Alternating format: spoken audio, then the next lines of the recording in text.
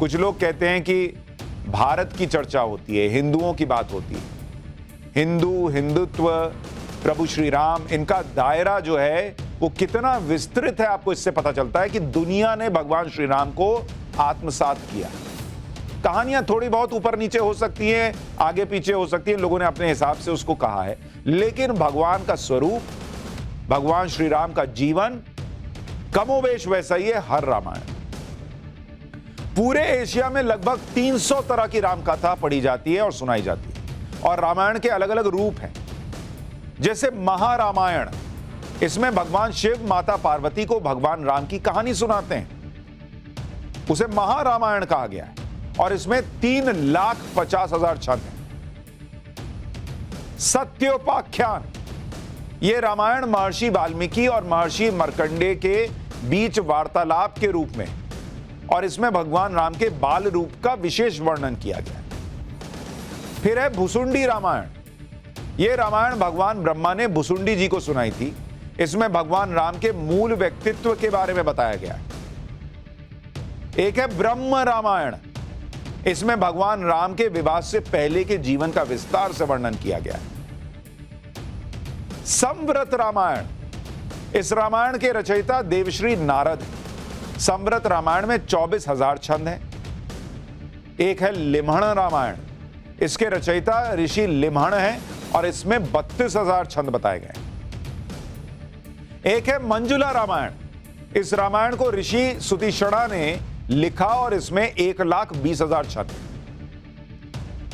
अगली रामायण जिसके बारे में बता रहा हूं वो है अगस्त्य रामायण, इसके लेखक ऋषि अगस्त्य हैं, इसमें 16,000 छंद। सौपद्मा रामायण, इसके लेखक ऋषि अत्रि हैं, इसमें 62,000 छंद हैं। रामायण महामला, यह रामायण भी भगवान शिव और पार्वती के बीच संवाद के रूप में है, इसमें 56,000 छंद हैं। रामायण मणिरत्न, यह रामायण वशिष्ठ और उनकी पत्नी अरुंधति के बीच संवाद के रूप में है, 36,000 छंदों में दोनों का संवाद। सौहार्द रामायण, इसे ऋषि शरभंग ने लिखा है, 40,000 छंद है।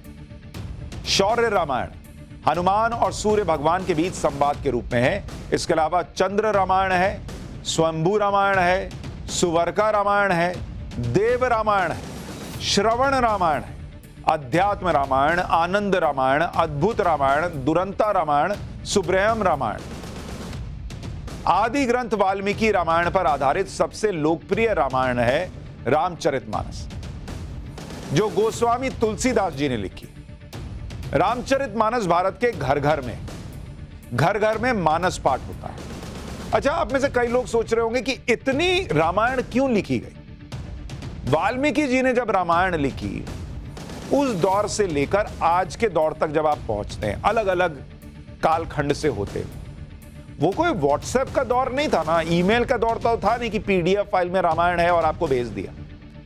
इसलिए अलग अलग कालखंड में रामायण को लिखा गया, राम के चरित्र का वर्णन किया गया, ताकि राम का चरित्र देश के, दुनिया के अलग अलग हिस्सों में पहुंचा।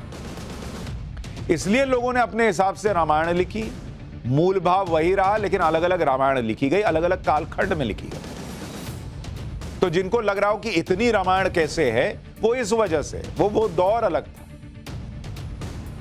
अखंड रामायण का पाठ आज भी होता है।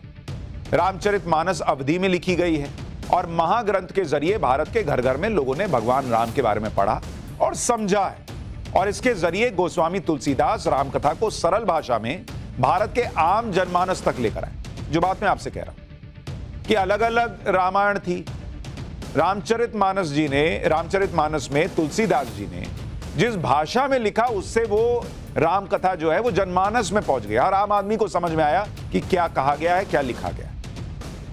गोस्वामी तुलसीदास ने सन 1587 में रामचरितमानस की रचना शुरू। उस वक्त दिल्ली में मुगल बादशाह अकबर का शासन था। कहा यह भी जाता है कि अकबर गोस्वामी तुलसीदास से बहुत प्रभावित था और अपने नवरत्न में शामिल करना चाहता था।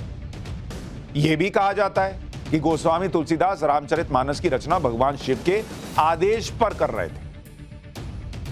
कहा जाता है कि रामचरितमानस की रचना के दौरान ही काशी में गोस्वामी तुलसीदास को हनुमान जी के भी दर्शन हुए थे। रामचरितमानस लिखने में गोस्वामी तुलसीदास को 2 साल 7 महीने और 26 दिन का वक्त लगा। रामचरितमानस भारत की सबसे ज्यादा बिकने वाला ग्रंथ है। हर साल रामचरितमानस की 3 करोड़ से ज्यादा कॉपियां दुनिया भर में बिकती हैं। तो यह है प्रभु श्री राम की जो लीला है, जो उनका विस्तार है, जो उनकी पहुंच है, जो उनका लोगों तक संदेश है, वो किस तरह से फैला हुआ है, कितना विशालकाय है, कितना विस्तृत है। आज आपको पाठशाला में हम ये बताना चाहते हैं, क्योंकि रामायण की चर्चा होती है, प्रभु श्री राम की चर्चा होती है, लेकिन इतनी रामायण है शायद ही आपको पता होगा। हमें लगा आपको बताना चाहिए। दुनिया के कितने देशों में रामकथा पढ़ी और सुनाई जाती है, आपको यह भी बता देता हूं। जानकी हरण श्रीलंका में, रामेनेशो जापान में, यामा जातदव म्यांमार में, फरा लक फरा राम लाओस रामकिएन थाईलैंड में, ट्रुएन द थोआ वोंग वियतनाम में, रिमकर या रामकीर्ति कंबोडिया में, हिकायत सेरी राम मलेशिया में, रामायण स्वर्णद्वीप सुमात्रा में, काकवी रामायण जावा में, रामा कवाका बाली में, महारादिया लावना फिलीपींस में।